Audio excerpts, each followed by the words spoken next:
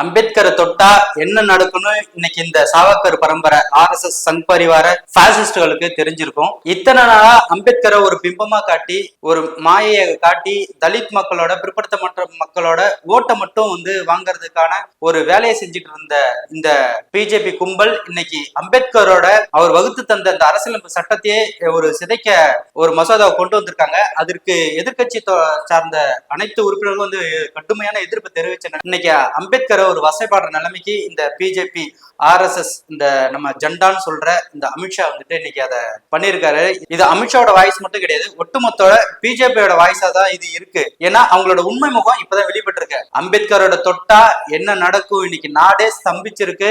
அமித்ஷாவோட உருவ உண்மை இன்னைக்கு எரிச்சிட்டு இருக்காங்க. இதே மாதிரி மோடியோட உருவ பொம்மையும் ஒரு நாள் எரியும்.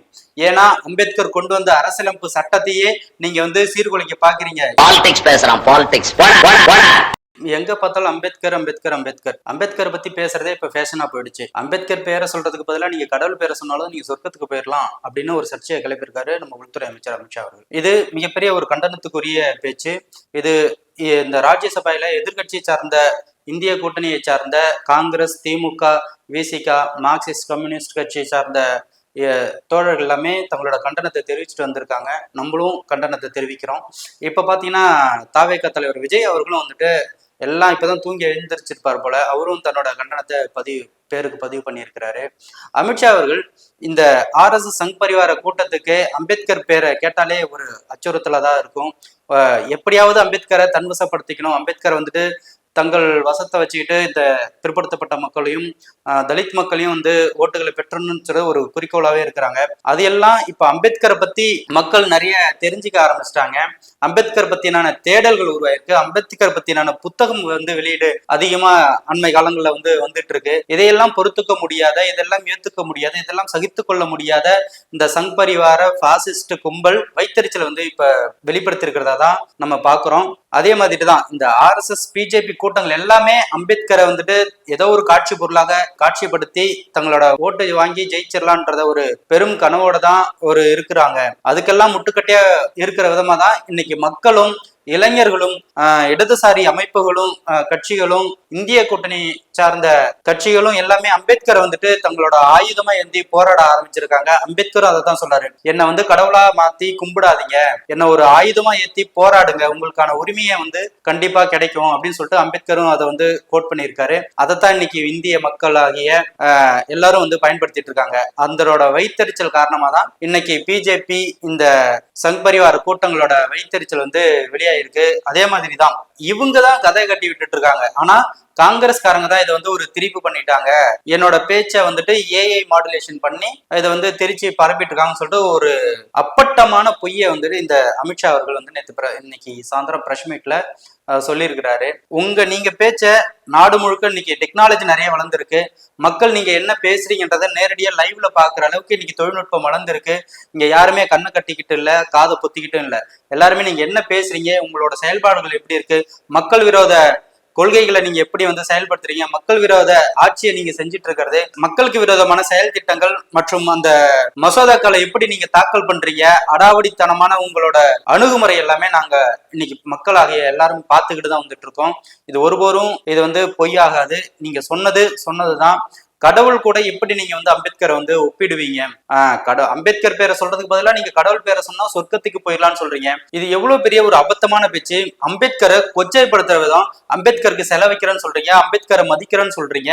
ஆனா அம்பேத்கர் பேரை சொல்றதுக்கே உங்களால பொறுத்துக்க முடியல. அப்படிங்கும் போது நீங்க எவ்வளவு பெரிய ஒரு ஃபேசிஸ்டா இருப்பீங்கன்றது இதனோட நம்ம தெரிஞ்சுக்கிறோம். இப்ப இதுக்கு முட்டு கொடுக்கிற விதமா நம்ம பிரதம அமைச்சர் மோடியும் அமித்ஷா இப்படி எல்லாம் பேசல, அவர் அம்பேத்கரை பத்தி நல்ல விதமா தான் பேசணுன்றத ஒரு முட்டு கொடுக்கிற விதமா நம்ம நாட்டோட பிரதம அமைச்சர் திருவாளர் மோடி அவர்கள் பேசியிருக்கிறது ஒரு அநாகரிகமான ஒரு விஷயம். அம்பேத்கர் பத்தி பேசுறீங்க, நேரடியா கொஸ்டின் கேட்கிறோம். எதுக்கு எடுத்தாலும் காங்கிரஸ் தான் காரணம். அப்ப நீங்க எதுக்கு ஆட்சியில இருக்கீங்க? அம்பேத்கர் கொச்சைப்படுத்தினது காங்கிரஸ் சொல்றீங்க. அம்பேத்கர் சட்டசபையில இருந்து நேருதோட மந்திரி சட்டசபையில இருந்து ரிசைன் பண்ணதுக்கு காரணம் காங்கிரஸ் தான்றீங்க. ஏன் ரிசைன் பண்றாருன்றது அவரே தெளிவா அவரோட புத்தகத்துல எழுதியிருக்கிறாரு. அதையெல்லாம் நாங்க உள்வாங்கி இருக்கிறோம். அப்போ காங்கிரஸ்ல இருந்த சனாதன பிரிவினவாதிகளாக இருந்த இந்த RSS சிந்தனைகள் கொண்ட இந்த சங் பரிவார கூட்டங்களாலதான் அவரு தன்னோட மந்திரி பதவியை ரிசைன் பண்றாரு இங்க எல்லாருக்கும் தெளிவா தெரியும். அதையும் தாண்டி நீங்க இந்த ஒரு 21ஆம் நூற்றாண்டுலயும் ஒரு கட்டுக்கதையை புழுகு மூட்டையை நீங்க அடிச்சு விட்டுட்டு தமிழ்நாட்டு மக்கள் நீங்க யாருன்றது தெளிவா எங்களுக்கு தெரியும். அதையும் தாண்டி நேரு ஆட்சியில தான் அம்பேத்கர் இழிவுபடுத்தப்பட்டாரு அப்படின்னு சொல்றீங்க. சாவர்கரை கொச்சைப்படுத்துறது காங்கிரஸ் தான் சொல்றீங்க. சாவர்கரை கொச்சைப்படுத்ததா சொல்றீங்க. சாவர்கர் அப்படி என்ன இங்க பண்ணி இழிச்சிட்டாருன்னு நாங்க கேட்கிறோம். சாவர்கர் ஆங்கிலேயரால சிறைப்படுத்தப்பட்ட போது மன்னிப்பு கடிதம் எழுதிட்டு வெளியே வந்த இந்த சாவர்கர் இன்னைக்கு குழு பறவையில பறந்துட்டு வந்தாருன்னு சொல்லிட்டு ஒரு புத்தகத்துல எழுதுறீங்க. ஒரு அப்பட்டமான ஒரு திரிவுவாதத்தை செய்யறது பிஜேபி தான்ங்கிறது தெள்ள தெளிவா நிறுவனமாகவும் எல்லா விஷயத்திலையும். ஆனா நீங்க காங்கிரஸை குறை சொல்லிட்டுறீங்க. இடஒதுக்கீடு அதை பத்தி பேசுறீங்க. அம்பேத்கர் கொள்கைக்கு எதிராக நாங்க இல்ல காங்கிரஸ் தான் சொல்றீங்க. அம்பேத்கர் போட்டோவை மட்டும் காட்டி அம்பேத்கருக்கு சிலை இன்னைக்கு திறக்க இருக்கிறீங்க. அம்பேத்கர் சிலையை மட்டும் காட்டினா எல்லாரும் ஓட்டு போட்டுருவாங்க நீங்க நம்பிட்டுறீங்க. ஆனா அம்பேத்கர் கொள்கை அவர் என்ன சொல்றாரு, அவரோட செயல் திட்டங்களை நீங்க முன்னெடுத்துக்கிட்டே வர்றதில்ல. மாறாக அம்பேத்கர் சிலையை வச்சு நீங்க அரசியல் பண்றது ஒரு அநாகரிகமான அரசியல். அதே போல அம்பேத்கரோட கொள்கையை நாங்க ஃபாலோ பண்றோம்னு சொல்றீங்க. அம்பேத்கருக்கு கொண்டு வந்த இடஒதுக்கீட்டை நாங்க கொண்டு வந்துட்டு இருக்கோம் அப்படின்னு சொல்றீங்க. அப்படி அம்பேத்கரோட நீங்க மதிக்கிற மாதிரினா, அம்பேத்கர் இடஒதுக்கீட்டை நீங்க ஃபாலோ பண்ற மாதிரினா எதுக்கு EWS கொண்டு வந்தீங்க, எக்கனாமிக்கல் வீக்கல் செக்ஷன் சொல்லிட்டு எதுக்கு கொண்டு வந்தீங்க? பொருளாதார அடிப்படையில் இடஒதுக்கீடு இங்க தேவையா? சமூக ரீதியான அடிப்படையில் தானே இங்க ஏற்றத்தாழ்வுகள் இருக்கு. அதை சரி செய்யறதுக்கு தானே இடஒதுக்கீடே கொண்டு வந்தாங்க. அப்படியெல்லாம் நீங்க அம்பேத்கரை கொச்சைப்படுத்துறது இந்த பிஜேபி RSS கும்பல் தான். கண்டிப்பா அமித்ஷா அவர்கள் அம்பேத்கர் பத்தி அவதூறாக பேசினதுக்கு, இழிவாக பேசினதுக்கு மன்னிப்பு கேட்டே ஆகணும் அப்படின்றத இந்த வீடியோவின் வாயிலாக தெரிவிச்சுக்கிறோம்.